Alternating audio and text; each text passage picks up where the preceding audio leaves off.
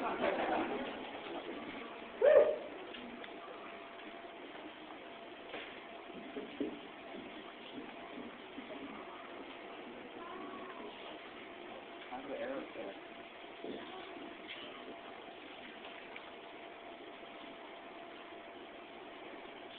in America, a book is being picked up off of a shelf.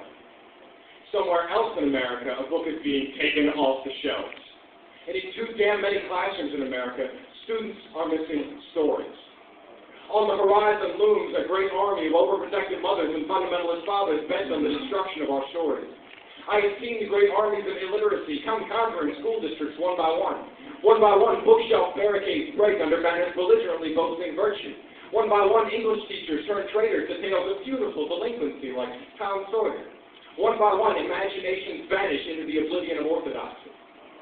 I see the ghost of J.D. Salinger weeping as Holden Caulfield is burned at the stake for taking the Lord's name in vain over 200 times. Huckleberry Finn remarks on how stuffy it is in this here electrocution chamber as the guards flip the switch. Firing squads shoot mockingbirds that come to rest around Atticus Finch's dead body, but there's no smell because everything's clean now and the Lord of the Flies is safely locked away. And it's all nice and quiet too, because ever since Maya Angelou left, no one cares why the caged bird doesn't sing anymore. But Aldous Huxley's doing fine. Because the farther away you push the brave new world, the closer it seems to get. In many places, the battles are already lost. Playgrounds are filling up with new toys and sporting equipment because the kids can't play without them anymore. And the strictly ethical games are surveyed by an approving frown as imagination lashes, we all do what? I couldn't say it. It is fear of the different that chokes life out of libraries, and the revolting, terror-spun oxymoron of appropriate literature leads and feeds fundamentalist armies of illiteracy forever and ever again. But I remember that Americans are not descended from fearful men. I have seen the beginnings of the battle cry of the writers.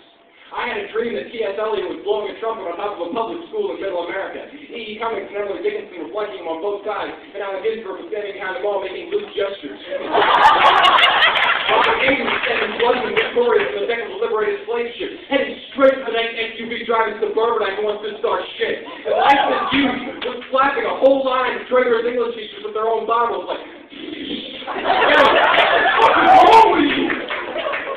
Great call is coming as young fighters and writers lift up their heads at the sound of Walt Whitman's song. And the students rise and cry, "Oh, Captain, my Captain!" And he says, "Rise up and hear the bells. Rise up, for you the flag is flung, for you the bugle trills." Disgruntled and vengeful English professors come shuffling down the streets, red pens in hands prepared for war. Robert Frost stops his horse in the snowy forest and looks over his shoulder, sensing his home grave. And he and E.B. White hook up in the village to get that shit ready. We are the music makers, and we are the dreamers of dreams. We are the vanguard of the unwelcome and the uncomfortably beautiful. We don't sit still. We don't believe blindly. We don't speak softly, and we don't take kindly to being censored. And in the face of fear and fashion, we are but few. But I say, this foolish flow of fundamentalism, you are not the first.